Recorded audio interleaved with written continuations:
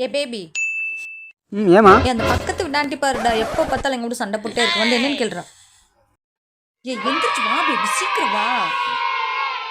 ஆண்டிக்கு எப்போ பார்த்தாலும் இதுதான் ஒரு வேலை. போறேன் இவன். எப்போ பார்த்தாலும் சண்டை போட்டுட்டே இருக்கு, ஒரு வேலையும் இல்லை. என்னடா சச்ச பண்ற? சச்ச வேலையை போச்சு. இரு வர வந்து கேட்குறேன். ஆண்டி தானே, இரு வர இப்போ வரேன். என் பொண்டாட்டிக்கிட்ட பிரச்சனை பண்ணதே அவனுக்கு வேலையை போச்சு. இரு போய் கேளுடா. இப்ப எதுக்கு இதெல்லாம் பண்ற? ஏய் வந்து கேளுடா. இரு கேட்குறேன். இதை வர என்னடா பண்ற? இப்ப நீ வரையா இல்லையா?